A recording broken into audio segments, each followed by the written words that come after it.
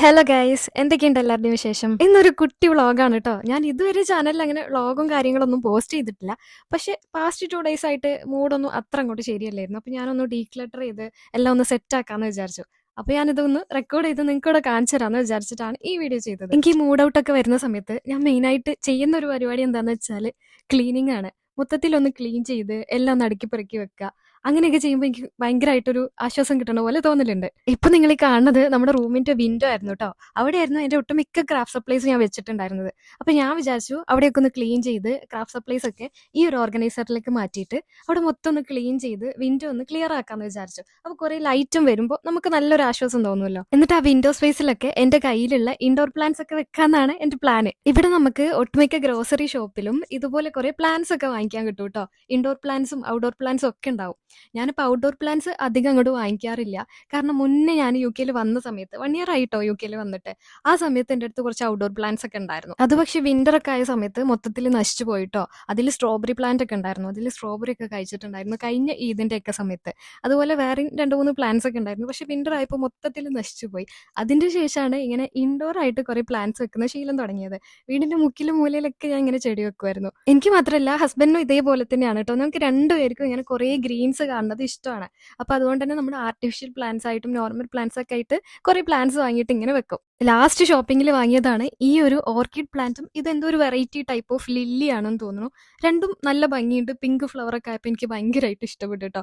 അപ്പൊ ഞാൻ ഒന്നും നോക്കിയില്ല, അത് രണ്ടും എടുത്തു. സത്യം പറയുകയാണെന്നുണ്ടെങ്കിൽ ഞാൻ യുകെയിലേക്ക് മാറിയതിന് ശേഷമാണ് എനിക്ക് ഈ പ്ലാന്റ്സിനോട് കുറച്ചും കൂടെ ഒരു ഇഷ്ടം കൂടിയതെന്ന് എനിക്ക് തോന്നുന്നു. കാരണം നാട്ടിലുള്ള സമയത്ത് ഉമ്മക്കൊക്കെ ഭയങ്കര ഇഷ്ടമാണ് കേട്ടോ പ്ലാന്റ്സ് ഒക്കെ. അപ്പം ഉമ്മ നമ്മുടെ വീടിന്റെ ഗാർഡനും കാര്യങ്ങളൊക്കെ നല്ല രീതിക്ക് ഇങ്ങനെ സെറ്റാക്കി എന്നും വെള്ളമൊക്കെ നനച്ച് അങ്ങനെ കൊണ്ടടക്കുമായിരുന്നു കേട്ടോ. ഉമ്മക്കൊക്കെ ഭയങ്കര ക്രേസ് ആണ് ഈ പ്ലാന്റ് എന്ന് പറയുന്നത്. എനിക്കൊന്നും അത്ര ഒരു ക്രേസ് ഒന്നും ഉണ്ടായിരുന്നില്ല. പക്ഷെ യുകെയിലേക്ക് മാറിയതിന് ശേഷം ഞാൻ ഈ പ്ലാന്റ്സ് കുറച്ചും കൂടി ശ്രദ്ധിക്കാൻ തുടങ്ങി തോന്നുന്നു. അതുകൊണ്ടാണ് തോന്നുന്നു എനിക്ക് ഇപ്പം ഭയങ്കര ഇഷ്ടമാണ്. വിൻഡോ സൈഡിൽ ഇങ്ങനെ ഇരിക്കുമ്പോൾ കുറെ സൺലൈറ്റ് വരുന്നതും കുറെ ഗ്രീനറി കാണുന്നത് അതൊക്കെ ഭയങ്കര ഇഷ്ടമാണ് കേട്ടോ എനിക്ക്. അതുപോലെ തന്നെ വിൻഡോയിൽ ഒരു മിറർ ബോൾ ഒക്കെ സെറ്റാക്കി വെക്കണം എന്ന് നല്ല ആഗ്രഹം ഉണ്ടായിരുന്നു. അങ്ങനെ മിറർ ബോൾ തപ്പിയിട്ട് എനിക്ക് തെമൂന്ന് കിട്ടിയതാണ് ആ ഒരു പ്ലാന്റ് പോട്ട്. മിറർ ബോളിനെക്കാളും കുറച്ചും കൂടെ നല്ലത് ആ ഒരു പ്ലാന്റ് ഒക്കെ വെക്കാൻ പറ്റുന്ന പോട്ടായിരിക്കും എന്ന് തോന്നി. പിന്നെ നമ്മുടെ ഇവിടെ സീലിംഗിൽ ഹുക്കൊന്നും ഇല്ലാത്തതുകൊണ്ട് ഞാൻ തെമൂന്ന് അതിന് പറ്റിയിട്ടുള്ള കുറച്ച് ഹുക്സും കൂടെ വാങ്ങിച്ചിട്ടുണ്ടായിരുന്നു കേട്ടോ. ഇത് ഇതുപോലെ സീലിംഗിൽ ഹാങ് ചെയ്തിട്ടുള്ള മണി പ്ലാന്റ് ആണ്. ഇത് രണ്ടും ആർട്ടിഫിഷ്യൽ പ്ലാന്റ്സ് ആണ്. ഇതുപോലെ റൂമിന്റെ മുക്കും മൂലയിലൊക്കെ ഞാൻ കുറേ പ്ലാന്റ്സ് വെച്ചിട്ടുണ്ട് കേട്ടോ. അതിൽ ഒറിജിനൽ പ്ലാന്റ്സ് ഒക്കെ ജലന്റെ സൈഡിലേക്ക് മാറ്റിയിട്ട് ആർട്ടിഫിഷ്യൽ പ്ലാന്റ്സ് ഒക്കെ അവിടെ ഇവിടെ ആയിട്ട് വെക്കാന്നൊക്കെയാണ് പ്ലാൻ. വലിയ കാര്യത്തിൽ ഞാൻ ഒറ്റയ്ക്ക് ചെയ്യുന്നു പറഞ്ഞിട്ട് ആ വിൻഡോന്റെ അവിടെ പോയിട്ട് ഞാൻ ആ മിറർ ബോൾ ഹാങ് ചെയ്തിടുമായിരുന്നു കേട്ടോ. പെട്ടെന്ന് അതെല്ലാം കൂടെ മറിഞ്ഞ് ആ വിൻഡോയിൽ ഉണ്ടായിരുന്ന പ്ലാന്റും ഒക്കെ കൂടെ താഴേക്ക് വീണു. പിന്നെ ആകെ മൊത്തം പണിയായി. റൂമിന്റെ അകത്താണ് ഈ മണ്ണൊക്കെ വീണതെന്ന് ആലോചിക്കണം, അതും ബെഡിന്റെ ഇടയിൽ കൂടെ ഒക്കെ. പിന്നെ മൊത്തത്തിൽ ക്ലീൻ ചെയ്ത് ഞാൻ ആ പ്ലാന്റ് അവിടെ എന്തായാലും ഹാങ് ചെയ്തിട്ടു. പിന്നെ ഇതൊന്നും പുത്തരി ഇല്ലാത്തതുകൊണ്ട് കുഴപ്പമില്ല, എന്തായാലും മൊത്തം ഒന്ന് ക്ലീൻ ചെയ്ത് സെറ്റ് ആക്കിയിട്ടുണ്ട്. ഇങ്ങനെ മൂഡ് ഔട്ട് ആവുന്ന സമയത്ത് എപ്പോഴും ഞാൻ ചെയ്യുന്ന പരിപാടിയാണ് ഈ റൂം ക്ലീനിങ്. സംഭവം റൂമിന്റെ ഏതെങ്കിലും ഒരു സൈഡോ കോർണറോ ഒക്കെ ആയിരിക്കും ക്ലീൻ ചെയ്ത് സ്റ്റാർട്ട് ചെയ്യുക. പക്ഷെ ചെയ്ത് റൂം മൊത്തം മേക്ക് ഓവർ ചെയ്യുന്ന അവസ്ഥയിലാണ് അവസാനം എത്താറുള്ളത്. ഇത് പ്ലാൻ ഫുഡ് ആണ് കേട്ടോ. ഇത് ഒരു 8-10 ഡ്രോപ്സ് 1/2 ലിറ്റർ വെള്ളത്തിൽ നിന്നൊക്കെയാണ് ഇതിൽ മെൻഷൻ ചെയ്തിട്ടുള്ളത്.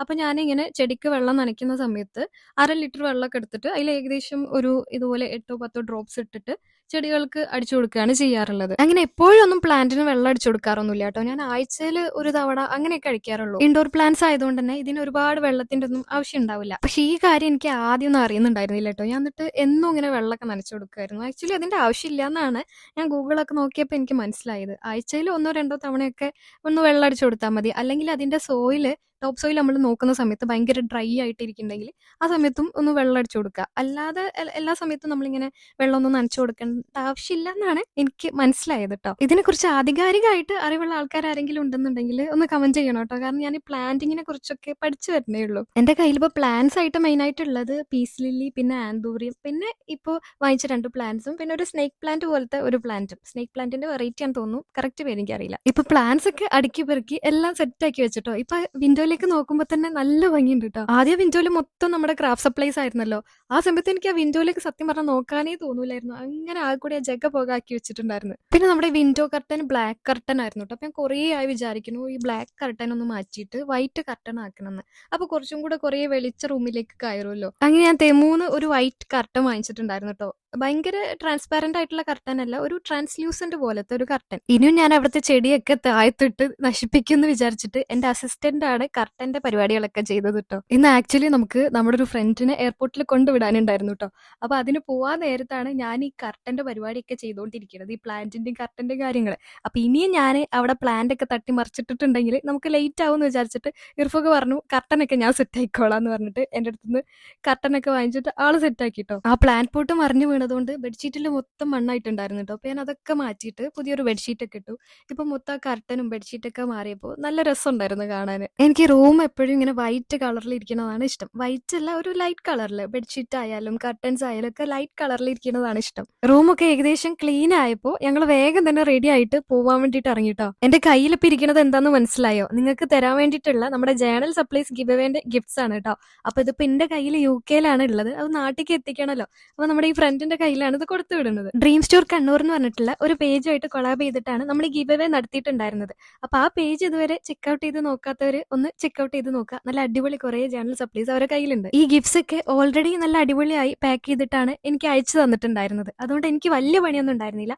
അഡ്രസ്സ് എഴുതി ഒട്ടിക്കാൻ മാത്രമേ ഉണ്ടായിരുന്നുള്ളൂ. പോകുന്ന വഴിക്ക് നല്ല വിഷ്വൽസ് എന്തെങ്കിലുമൊക്കെ കാണുകയാണെങ്കിൽ വീഡിയോ എടുത്തിട്ട് നിങ്ങൾക്ക് കാണിച്ചു തരണം എന്നൊക്കെ ആയിരുന്നു ഞാൻ വിചാരിച്ചിരുന്നത് കേട്ടോ. പക്ഷെ വണ്ടിയിൽ ഇരുന്നിട്ടാണ് ഞാൻ ഈ അഡ്രസ്സ് മൊത്തം എഴുതി ഉണ്ടാക്കിയത്.